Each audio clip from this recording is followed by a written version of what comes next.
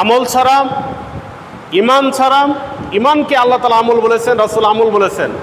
ইমান ছাড়া, আমল ছাড়া জান্নাতে যাওয়া কখনোই সম্ভব নয়। সম্মানিত হাজিরিন, আমলের গুরুত্ব অনেক বেশি।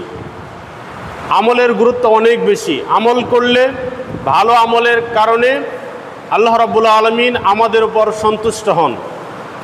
ভালো আমল করলে আল্লাহ তাআলা আমাদেরকে নিয়ে ফেরেশতাদের সামনে গর্ব করেন, অহংকার করেন। ভালো আমল করলে আল্লাহ রাব্বুল আলামিন আমাদের জন্য জান্নাতে ঘর নির্মাণ করেন। তাহলে আমলের গুরুত্ব রয়েছে। তবে আমলের গুরুত্ব অনেক সময় সময়ের সাথে কম বেশি হয়। ধরেন, আমরা এর আগে আলোচনা করেছি যে লাইলাতুল কদরের রাত্রিতে ইবাদত বন্দিগি করলে 1000 মাস ইবাদত বন্দিগি করলে যে নেকি পাওয়া যায় সেই নেকি পাওয়া যাবে। তো একইভাবে আজকে যে বিষয়টা আলোচনা করব, আসলে আমলের গুরুত্ব নিয়ে আলোচনা করা উচিত। আমরা আমলের গুরুত্ব বুঝি না। আমরা দুনিয়াতে চলাফেরা করার জন্য, দুনিয়াতে জীবিকা নির্বাহ করার জন্য আমাদের যেরকম দুনিয়াতে টাকা পয়সা দরকার, ঠিক একইভাবে করে কিয়ামতের দিন আমাদের নেকির দরকার হবে। আর নেকি হচ্ছে আমল। নেকি হচ্ছে কি? আমল। সেই দিন আমাদের আমলের প্রয়োজন হবে। সেই দিন টাকা পয়সার কোনো মূল্য থাকবে না। সেই দিন টাকা পয়সার কোনো মূল্য থাকবে না।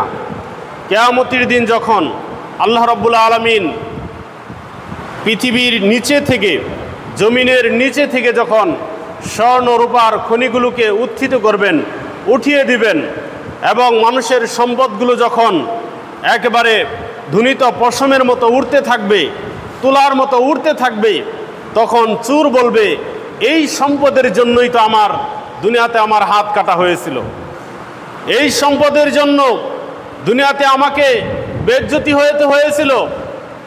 যারা আত্মীয় স্বজনের সাথে সম্পর্ক রক্ষা করেনি তারা বলবে যে এই সম্পদের জন্যই আমি আমার আত্মীয়তার সম্পর্ক ছিন্ন করেছিলাম।